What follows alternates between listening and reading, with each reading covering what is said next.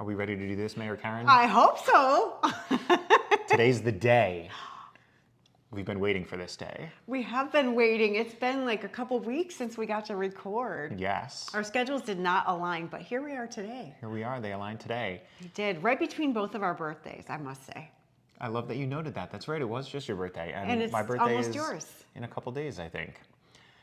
Anywho, the week or two that we were apart for gave me an opportunity to have some experiences, which I think we're both excited to discuss today. And it's kind of in a similar vein to the idea of quality questions, but it goes a little, I don't know, deeper, shallower. It's more acute to the actual moment. And that idea is when you're having a discussion with someone and you're thinking of a question you're going to pose to them and then realizing maybe the probability of their answer is going to be something that's going to activate some type of emotional rub within you, if it's smarter to simply steer around that whole line of questioning, even if it seems like the logical question, and going another direction, but not actually picking up the marble, as Abraham Hicks has been discussing lately, and activating the marble when you can simply realize, there might be some rub in that marble for me. Let's just avoid the topic altogether. Yeah, and my thought on that is if you have any attachment to what their answer is, then you might not want to ask that question. And I was talking about specifically in dating, so many people will ask their people they're dating about their previous relationships. And that is a good way to get information to kind of see like, oh, let's see how they handled the end of the relationship or something like that. But if you're asking somebody a question like, how many people have you slept with? And you're hoping that the answer is 3 or whatever. You have any specific number in your head. And it's 33. Or 333. Oh, fuck. Or 3,333. Then what do you make that mean about yourself? Yeah. And that's deep for you to reflect it back on yourself, as I endeavor to do every day, to be like, wait a minute. Yeah, I was supposed to silence that. I was like, okay, hopefully nothing will. The dinging is to keep you present. So every time you hear an outside noise, you will become present in case your mind has begun to drift. I always promise Karen I'm going to silence everything, and as we're seeing here, whoops, my promises are no good. None. You didn't promise me today. I didn't, it's true. Thank you. I didn't ask you. I usually you. mom you, like, okay, is everything on silent? I love that you see me. I aspire to be a puppy who's constantly being mommed. I can like walk into a room and they're like, John's so cute. And then I like knock all the shit over and they're like, oh, John, have some water and some treats. So That's because you're always wagging your tail. You're always so happy. Thank you. That's exactly what I do. I love that about you. Thanks, yeah, Karen. so when you're thinking about these questions, where are they coming from? Are they coming from an insecure place? Are they coming from a curiosity place? My best advice, if I have any, is to make sure you're neutral and not just convincing yourself that you're neutral, because usually, especially in romantic relationships, I don't know very many people that are neutral. Do you? No, not honestly. Yeah. And there's so many directions I could go right now. I'm so excited to go so many different directions. The most burning one that's immediately coming in my face is speaking. It's impossible to hang out with you, Karen. Your mind is even crazier than mine. You said coming in my face. I thought I had the sickest mind, but no wonder we get along just fine. Hey, we got a mature rating, right? We do. So we get to point out these double entendres. We always market Right. adult What's content coming in only. your face, John? Please tell us. I was about to say my relationship with my wife is apparently what's burning in my face. And that is, we both kind of had the realization, or I shouldn't speak for her, I had this deep realization that anytime I choose to conceptualize her and our relationship as anything other than like a best friendship, my emotional quality starts to wobble and I can go like way off the rails. If I decide I have some type of like possessive attachment, to be honest, like to her, it really creates all sorts of friction. But when I step back and I'm like, she's my best friend, I want everything for her that she wants for herself. I love her freedom. I love her excitement. I love watching her grow and be there with her. It's so easy to maintain a beautiful emotional state. And no matter what she says, be cool with that.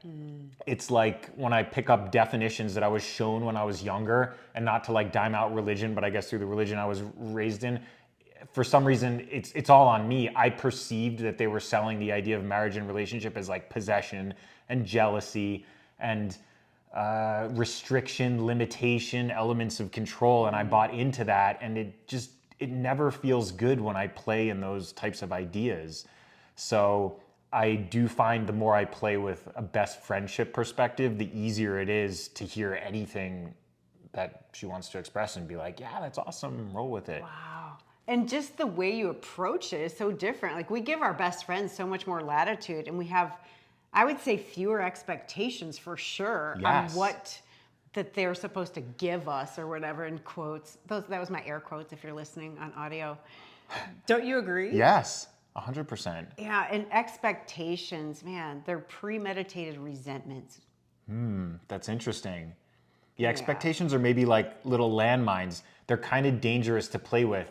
If your expectations met, you get like a positive burst, but if it's not met, you can get twice the negative burst. Well, I'm gonna take that even further. For me, if my expectations met, I'm like, well, okay, it's what I expected, and I don't even get necessarily the positive burst because they did what I was expecting them to do. Yeah. It's only when someone does something like above and beyond that expectation that I get the positive boost. Yeah. But if somebody meets my expectation, like if somebody doesn't punch me in the face, I don't get a positive boost because I expect them to not punch me in the face. Yeah, interesting. and very valid. You don't even get the positive boost most of the time. Yeah, of course you did that. That's what I expected.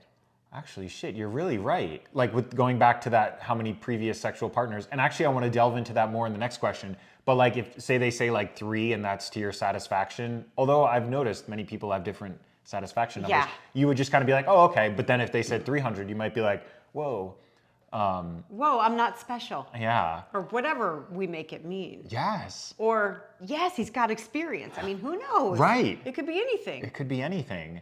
So this is the next avenue I'd love to go down with you right on this topic. And I've recently had this discovery within me in realizing a lot of times time or something occurring previously in time invalidating the present moment. And we'll go to this sexual partner example just because it's hot and burning and here and now and in my face. It feels so good in my face. Is it coming in your face now, John? You said it. Only she is. Only she is. I'm only a detective of language. A masterful, a cunning linguist. That's what I always say. That's always a even though it's go-to. not true. All right, go ahead. This episode's all happy talk, and I have no regrets. I love it. But going back to that, so why would something someone did in the past invalidate or nullify what's occurring in the present moment? Say someone's offering you true love in the form of any physical expression, and you decide, I'm going to reject this love because of something you did in the past. And then this leads into the whole discussion of time being a literal illusion and the idea of continuity being a valid experience, but what's actually happening is individual picture frames that your consciousness is picking from to have that experience of. It would mean, even though the person's saying it, it's literally just a story and not actually an objective, true, one and only linear past. Yeah. There was a lot in that. There was a lot in that. There's a lot. I don't even know what to say to that. What do you think? Let's go back to that idea of the present moment being invalidated by something that happened in the past. Yeah. So in the present, if we get triggered, our subconscious mind will trigger something in the past. So whatever story or belief we have about ourselves or about life or about romantic partnerships that were drilled into us by Walt Disney. I mean, Not to name names. I mean, in many cases, really. I mean, especially as women, as little girls, we're taught like this happily ever after. And any conflict, we're like, oh shit, there's something wrong with me. At least, for many of the women I talk to, or there's something wrong with our relationship. It's not perfect. And that gets in there at such a young age, it slips right by because there's no conscious mind yet. There's no conscious mind. And then we take all those meanings, all those constructs with us into adulthood, and we wonder why our relationships are dissatisfying. Well, no one is Prince Charming. Not even you, John. I'm pretty close. Huh. And then when you get triggered, the subconscious mind thinks that event is happening now. So if somebody, whatever, doesn't meet your expectation and they bring up, I've had 3,000 sexual partners, you might make up, oh my gosh, I'm not special. Yes. Right? Yes. And then it feeds your not enoughness. And we all have it. We just have it in different flavors. So it might look like I'm not lovable, I'm not worthy, I'm not good enough, I'm not valuable, I don't matter. But we all have it. And when something rubs up against it, that is our invitation really to lean in and to question it. And a lot of us don't have the tools to do that. It has to be a belief though. And if it's a belief, it has to be changeable. I love Bashar because he always goes back to, well, there's only 5 objective laws of creation. And those are so broad. All this law of attraction and creation of reality comes down to one law. What you put out is what you get back. There's nothing in that says anything has to be something. So the belief must be changeable if it can be accessed and then consciously reappropriated in a new direction. Yeah. I've said this on a previous episode, but right in the middle of the word belief is a 3-letter word, lie, L-I-E. Beliefs are not true. Because if you believe that your beliefs create your reality, then we would all be experiencing the exact same reality. Yes. And it's simply not true. So if you change that belief, which is, it's easier said than done, right? That's a belief. I just heard a Bashar where some lady literally gets on stage and says that, and he goes, that's a belief. And she's like, oh, shit. That's very true, because the work that I do, I can change a belief in 5 minutes. Yeah. A belief that people have had for 55 years. I love that. Yeah, the last person I worked with, one session completely shifted her paradigm. That's no longer a beautiful. victim of anything. Yes. No, it was mind-blowing. My jaw hit the ground. Karen, is that me to call you out? No. What? On your word choice, jaw hitting the ground. All right, it's not as good as the face comment before. Anyway, I don't understand that. I love how you turn everything back onto yourself. There's like great power in that. And interesting you bring up like Disney. What I was maybe seeing as you were explaining that is the idea, one of Bashar's actual laws of creation is the only constant is change. And when you mention that fairy tale story, almost every fairy tale story is infused with this idea that you find one partner, one whatever, one anything, and that's like the solid path that exists and doesn't change for the entirety of life. That's where it ends. That's where the story ends, when Right. really that's where it begins for all of us. I love that. Yeah, if there was an ending, there would be no expansion of consciousness. If there literally was a point you could hit and be like, okay, I'm done. Okay. Yeah, like if you're done growing or evolving, you don't need to be in a physical body anymore. You don't need to be here. You would transcend the body. Yeah, that's really powerful. Very powerful to see. It goes on forever. Abraham's always saying that too. Like, you think you want to reach an endpoint, but then you do reach the endpoint and then you still want more. Case in point that you always want more, and that's a good thing. That's the whole point of expansion. Yeah. Otherwise, what would you do as creation, as everything? Yeah, but then there is the person that when they hit their target, instead of celebrating it, they move it further. They're like, yeah, but they keep looking at the gap. I had a client like that today. She's brilliant. She's a leader among leaders, and she was only looking at the gap. And I'm like, do you realize who you are right now, this moment? Yes, you're always expanding and always growing and always reaching for more things, but can you take a moment and actually celebrate who you are in this moment, the impact that you've had, like the light that you shine for people? Yeah. And many people can't do that because they're so used to mitigating, like, okay, what if people don't celebrate me? I better like beat the shit out of myself in my head so that what people say is less harsh. And so many people live that way. It's really like a fine dance.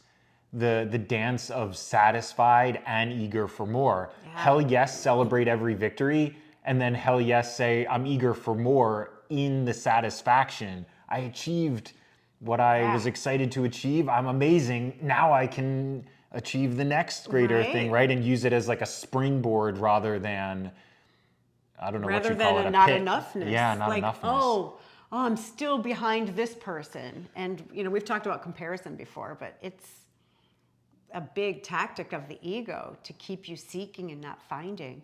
And if you focus on the gap, you get more of it because what you focus on expands. So if you Yes. want more gap, hire a plumber. No. Oh, there it is. Your mind went right there. That was fast. I'd love to do a whole episode on time to delve into more, but to kind of touch on if the true structure of existence is that of infinite still frames that consciousness strings together into like a movie film strip, it really opens up possibilities of absolutely anything and everything.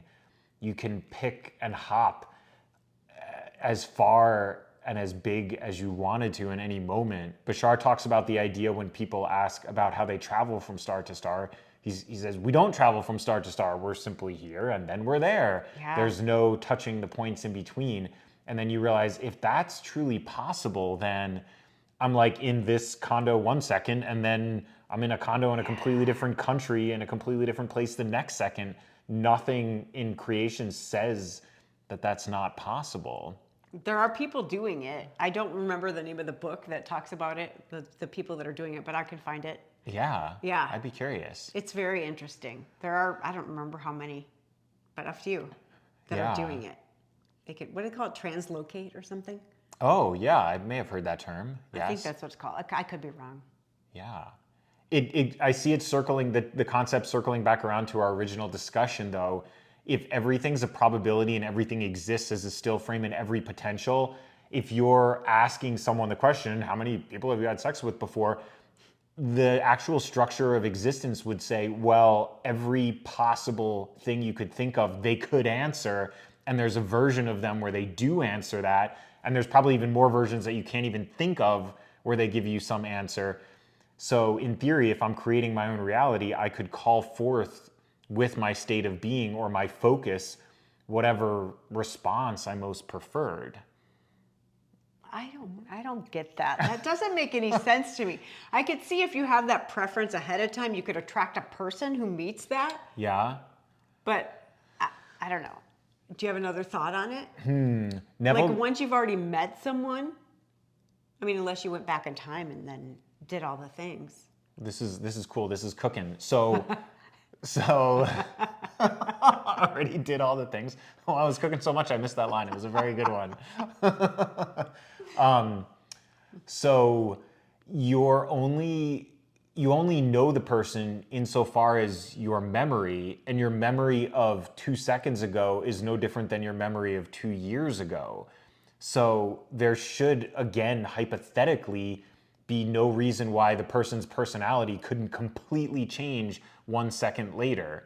Just throw out an example. They hate hiking, and you're like, oh, I know they hate hiking because I have memories of them being like, John, I hate hiking. But in theory, if the structure of existence is really as it's described, and there is infinite versions of me and infinite versions of everyone else, nothing would like scientifically stop 1 second later from the person looking at you and being like, I love hiking. Yeah, and I'm curious if you're thinking like with your preferences, you can recreate someone else's preferences, someone else who has free will. Yeah, so this presents the free will thing is very interesting. And I always go back to Bashar's core idea that everyone is a universe unto themselves. And just as there's infinite versions of me, there's infinite versions of them. And since I am pure love and they are pure love, what we ultimately want to do is offer each other the most desired version of ourselves to the other person. Is that like making sense so far? Yes. Like if I truly love Cynthia and she's like, I love hiking, and this version of me was like, I hate hiking, nothing would make me happier than to somehow offer her a vibration or version of me that actually did love hiking. And the truth would be, if I exist in every form, a version of me like that would exist. And I would love for her to be able to call that version forth, for her to have that experience with. And same from my perspective. And in that theory of every version of everyone, including myself, exists, it seems like ultimate true love would be to allow whatever version of you best suits the other person to come forth, and vice versa. Oh Like, my I'm not gosh. tied to the ego in needing this persona to be the truth. I would love to offer the whole world every persona of me that would vibe best with them. And even someone who loves the idea of fighting in war, there's some version of me who does too. And if they truly love it, I would love to offer them that version of me. It's just not where I want my focused consciousness of myself to be. But if there's another version of me, have it. Okay. You like that or no? I do not like it. Oh, shit. I do not like it one bit. Because for me, it's like we work on expressing our truths and being authentic to who we are. And I believe that we are not called to sacrifice. And if I do something that I don't want to do, I mean, and I'm not saying that I don't ever do things I don't want to do. If there are things that I don't want to do, but they would be good to have done, then I see the higher purpose of doing them. But if somebody really likes basketball, I suck at basketball, and they really want to play basketball, they can play with somebody who loves basketball. That person's not me. I believe that would be me sacrificing. If I'm like, okay, I'll play basketball with you against my will. Oh, Like totally. I don't want to play basketball, but I'll do it for you because I love you. Because I love you, I'll do it. I'll sacrifice myself. I'll be a martyr. But then I'll be resentful. And I'll be like, you owe me. And that's how most of us are as humans. Oh, 100%. So I'm not sure where you're going. Like, you want to provide this, you want to be everything for everyone, but what's left for you if you do that? Interesting. So I totally agree with what you're saying. And as like this version of me, that's the main consciousness itself, I totally agree. I'm not into, if I don't prefer it, I realize there's nothing I'm offering to someone else when I'm doing something I don't want to do. Yeah. I'm suggesting if the literal structure of existence is infinite versions of me, and the word infinite literally means infinite, so there is some other version of me that loves basketball. It's not this version that I'm inhabiting. There's another. While I'm living my life and calling forth other versions of people that vibe with my state of being, I love the idea, the inverse idea, that someone else can call forth a different version of me that I'm not even conscious of. I'm here now, I don't know, hiking, which I love to do, but someone else is calling forth another version of me that I'm not even conscious of, that loves to play basketball. And in their own reality, they're playing with that version of me, just as in my reality, I'm playing with that version of them. But we're only having our own seat of consciousness in our own reality. This is like a theory thing. Yeah, well, according to Bashar, it's a fact thing, but I get it. It's totally, most people would conceptualize it as So like you a would theory have no thing. awareness of this other version. Exactly. Of you. Okay, I got it. I would be aware that it exists and someone else is As a having a lot of, potential. as a potential. As a potential. Yes, exactly. But I thought, like, if it's us, Yes. that potential only gets selected and brought into the 3D when we choose it. Yes. So if I'm not choosing the version of me that plays basketball, it doesn't exist. It only exists as a potential. Correct. For you at least. But what about for like the other person, a different version of you could exist for them, but you Why have would it really be no me? Why awareness wouldn't it of be it. someone else? Well, that's a valid question. I don't know. Because you're so lovely and they want to play with you because they like you so much. But I'm only 5'3". They want to play with me because they could dominate me. This example is fucked. We should pick a new one. Oh, that's funny. Yeah. It's kind of fun when we like Yes. arm wrestle. Yes. I'm hot on like these theories because I've been listening to a ton of Bashar's where he's not so soft. He's just focused on like explaining what supposedly is the actual scientific structure of existence. And then I started reading some of these quantum physics books. He actually recommended one, I won't look it up now, dealing with time, but it like describes the actual supposed structure. And you realize there's ultimate freedom because everyone's picking with their own consciousness and state of being and able to create anything. So I thought in your first example, you were saying someone else is picking a version of me, which I don't think they can. They can pick a version of someone who will match them, but I don't think they can pick a version of me that I'm not okay with. Yeah, that's fair. That I'm not consciously creating. Yeah. Yeah, that's fair. What if What if there was like that idea, there was another version of you that you had no conscious awareness of? So like say you have a house in Malibu and you like, it just sits there because you're in Phoenix for the next month and someone else could use that house in Malibu with immense joy, leave it immaculate at the end. You'd never even know they were there, but it brought them so much joy. Would you give them the thumbs up to use it and enjoy it? Or would you say, no, because this version in Phoenix doesn't simply want you using the Malibu house, even though it affects me in no way, you can't use it? What do you think of that? I have no idea what you're talking about. Maybe? Your theory has like gone over my head, John. We need to ground that shit right now. Do you ever have moments where what you're saying makes perfect sense to you, and then Only- everyone looks at you and they're like, "What the Only fuck if are I'm you talking high. about?" Like right now, I'm not. So I'm. I am not following this. I must be high on life. I'm on no substances. I have immense clarity within myself, but this may just be complete nonsense to everyone else, and I'm okay with that. We'll see what happens. So I would love your comments on this. Like, are you with me, or are you following John, or are you like lost like me? Like That's fair. usually I take your examples and I think my strength is like to ground them Yes. with examples. Yes. But I'm not following you. Your Malibu Barbie example. We're so in outer space. There's no grounding. Yes. Maybe because we're on these bar stools and our feet are not touching the ground. That could be it. I definitely can't reach. I'm like a foot away. All right. So any more theories you want to throw out there for me to shoot down? Maybe you should throw out a theory or two. Oh gosh, I'm trying to think. I had a lovely last few days in Sedona.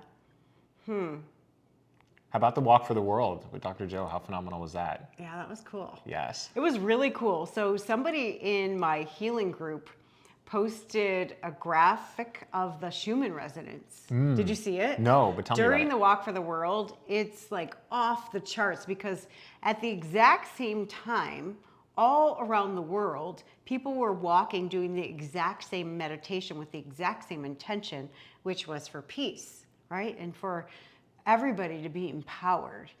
And the Schumann resonance, do you know what it is? Can you explain it? Because you're better at this. It's my understanding there's a frequency that is the natural resting frequency of Earth, Yeah. as I understand, and Yeah. we're constantly exposed to this frequency. And I remember reading or watching about experiments where they put people in like super encapsulated containers where the resonance can't reach them, and they start to have like all sorts of non-preferred psychological effects from it. Or So- when the astronauts went past the Earth's wherever it is, the gravitational pull or whatever it is, where the Schumann resonance no longer existed. Yes. They had a lot of issues. Yes. Yeah. But it changed as a result, right? It changed. It was. I'll show you a picture later. Maybe you can. I don't know. Oh yeah, I might be able to snip it in. I Yeah. snipped in the thing on the other one, so yes. Oh, cool. yes. Yeah, it's very cool. It's off the charts. I thought it was super cool. Yeah, that's so phenomenal to realize how intention and consciousness, especially of large groups of people, can really affect Yeah. measurably things in the world. It's almost like a symbol. I started seeing a lot of things in the world as symbolic representations of the intention. So that resonance is a great example because it represents the resting state of being of the planet. And when enough people place an intention as a symbol, that resting state heightens Yeah. and becomes changed to say, I hear you and I'm responding to you. And so cool. Love that. Let's talk about intention because one of the things I got at, I don't even know, my second or third Dr. Joe retreat was set an intention before you meditate. And I'm like, oh my gosh, I haven't been doing that. I've been just like, okay, it's time to meditate. And I just meditated. But when I get very, very clear and intentional with everything I do, my gosh, my results are different. I mean, it's really interesting. Yeah. And it's doing the type of work that I do, I must set an intention before I meet with someone.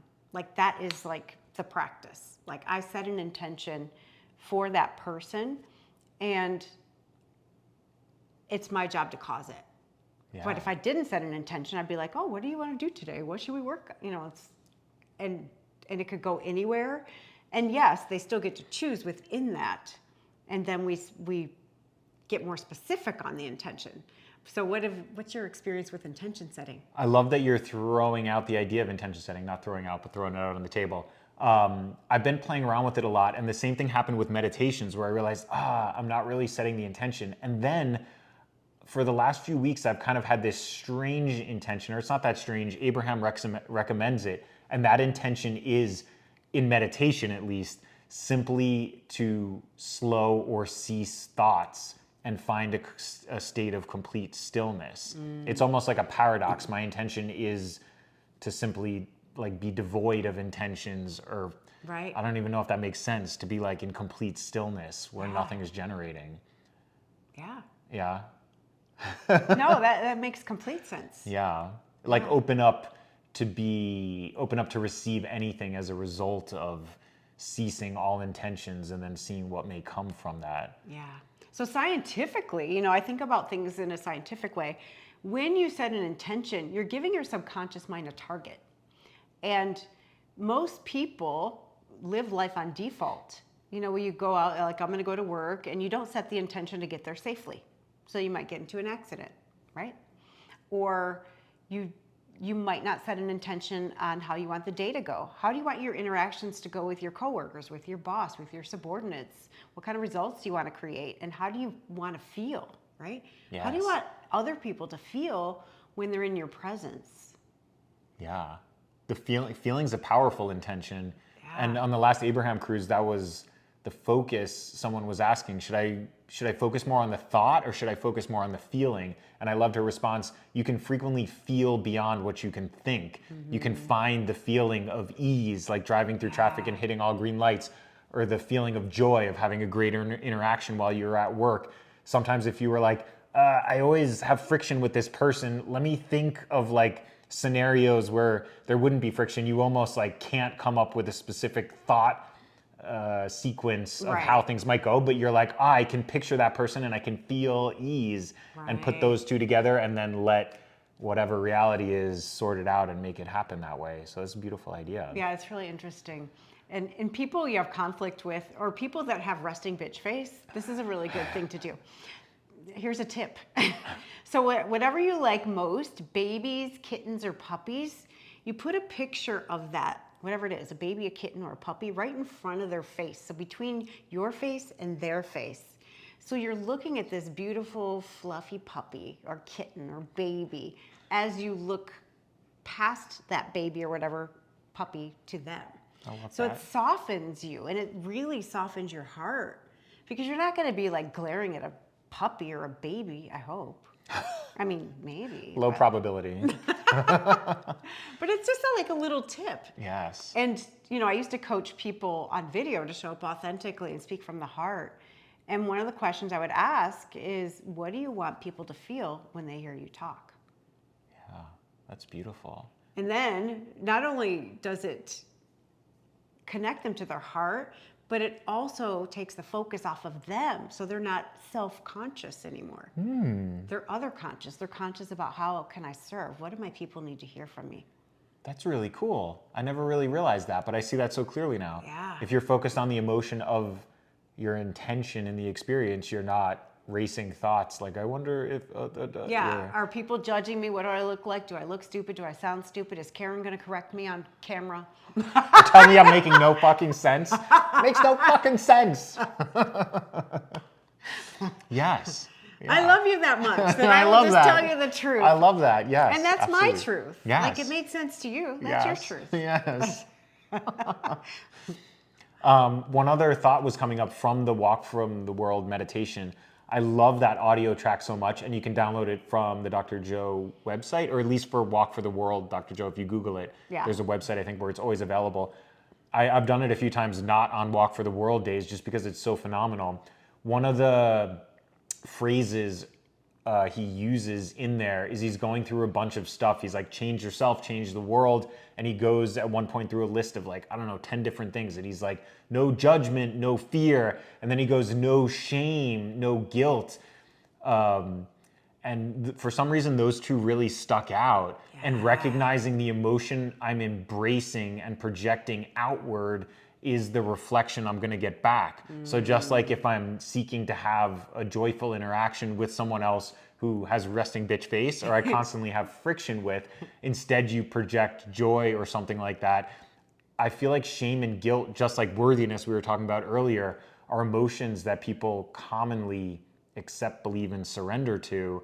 And it's mind-blowing, but perhaps an interesting experiment to do with reality, where when you see ideas of shame and guilt come up, say, I'm gonna let myself off the hook for this one and pick a whole new focus, and likewise offering that for someone else too. Oh, someone cut me off in traffic, I could choose shame and anger, but instead let them off the hook just like I let myself off the hook. But imagine a world where no one chooses to embrace guilt or shame.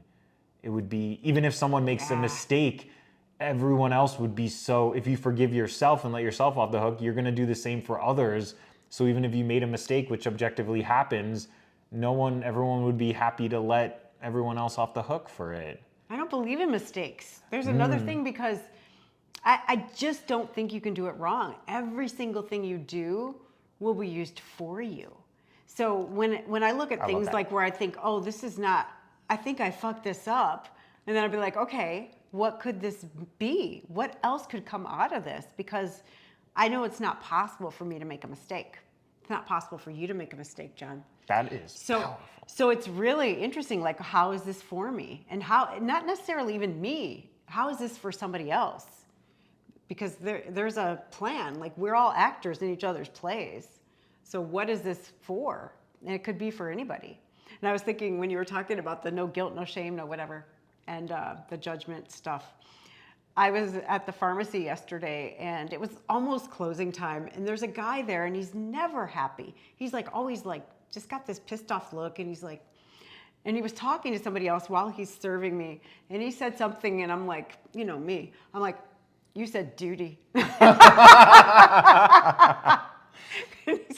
he's like, what'd you say? I said, yes, I have the humor of a middle school boy. I said, you said duty. And the person who was on the phone for the drive-through pharmacy, she was dying. And he was laughing, and he's like, oh my gosh.